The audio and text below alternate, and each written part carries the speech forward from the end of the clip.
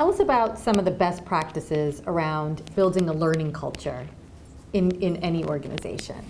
Well, I think one important piece is empathy, is knowing who your learners are and how to help address their specific needs. And so I think that's a place that's really critical to spend time, is just understanding your learners, their goals, and how to best engage them.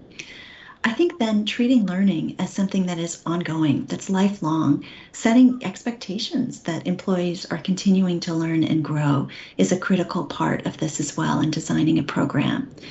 And then I think creating multiple entry points and places for people to learn throughout their career, but also to learn throughout their day, to learn in the course of a year. So there's a part that's connected to performance and tying expectations for performance to learning and to continued growth. I think then organizations also need to provide room for people to experiment and to try.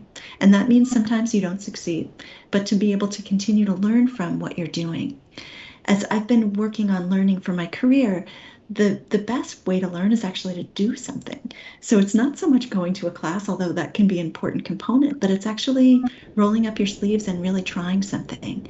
A critical part of that is the role of the manager in giving feedback. What worked and what didn't work, and feedback that's about growth. That's not about punishment, but is really about here's where we want you to go. And so I think that making sure you understand your learners, making sure that you're providing the right kinds of opportunities and an expectation for learning, and then providing the right kind of support for learning are things I see as really key best practices.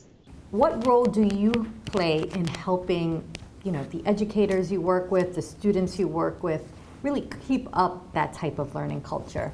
Adobe's work to support educators in learning is designed to make it easy for educators to stay current in the kinds of tools that they can use that might be most effective in their classrooms. It's challenging as the world moves so quickly, and so we want to make that easy for educators. We also look to provide free curriculum for educators that helps them engage their students through project-based learning in teaching these really essential skills. Then we also want to ensure that we inspire learning. And so we showcase best practices and examples of really effective teaching and learning. And then finally, we want to celebrate students as they're demonstrating what they've learned. And they're demonstrating this not just to their teacher, but they may be working on a project where there's a real world implication. They're solving a problem that hasn't been solved before, and they're working with experts to do that. They also ultimately are leaving school and going out into the world and need to demonstrate who they are, what they know and can do. And showing that kind of knowledge and skill can be really challenging. Resumes are a really narrow way to demonstrate that. So is a college application.